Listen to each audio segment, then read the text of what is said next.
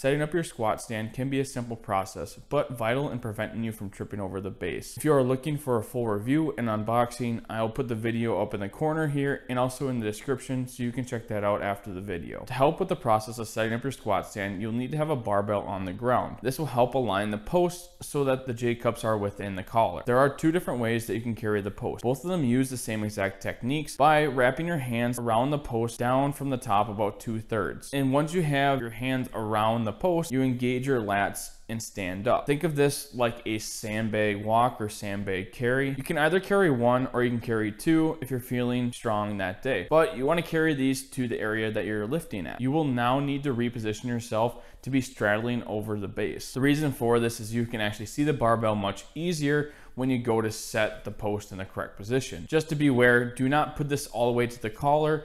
I would leave a couple inches of play so you don't have to put the barbell in perfectly every single time. And yes, you will still have enough room to step back. Now you'll need to repeat this process for the other side, but beware on the other side, make sure that the front of the stand actually lines up with the other side so you don't have a sideways barbell. This is only one portion of setting up your squat stand. There are some attachments that I recommend you do so you can actually be able to do squat, bench, and pull-ups. The bench can be easily wheeled in between the two uprights or placed depending on what style bench you have. But one factor to be aware of is safety. You can buy safety spotters, but make sure when you're in the arch position, the barbell doesn't touch the safety spotters, it's actually touching your chest. But when you unarch and you're flat against the bench, make sure that the barbell is resting on that. So if you fail, you can just roll the barbell down. Just make sure you have some weight on the feet so you don't have the uprights tip over. And if you don't want to spend the money to get safety spotters, there is an option to not put collars on your barbell.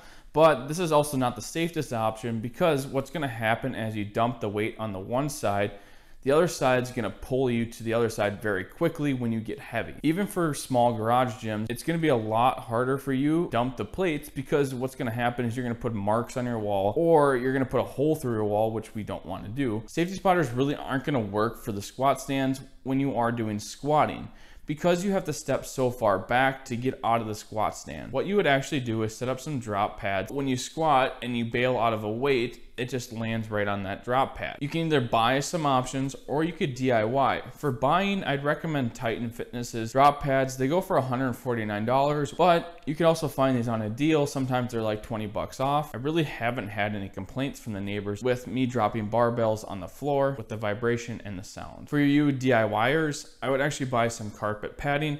And what it goes for is about 70 bucks per roll at its cheapest. So you're saving about 70 bucks. You would just cut these into 18 by 24 inch squares or rectangles, I should say. I did math when I was a kid, whatever. You're gonna cut it into 18 by 24 inch rectangles. At maximum, you could probably get to 28 inches thick. To hold that carpet padding together, I would just recommend doing some saran wrap and wrapping them around to hold it all together because it's not compressed into one single sheet. And there really isn't much difference except for the Titan Fitnesses are only 6 inches thick and they look a little bit more professional. One thing I'm really looking forward to buying is the roller J-cups. The reason for this is because you could just walk into the squat stand and you could actually center the bar much easier, where the standard J-cups, you really can't center it and move it very easily without lifting the bar up. This would alleviate some of that extra uncertainty if you would trip over the base of the squat stand as well. There is a pull-up bar option for the squat stand, which would help with the setup and making sure that you have the proper width of the squat stand. One thing I'd watch out for the pull-up bar attachment or using a barbell as the pull-up bar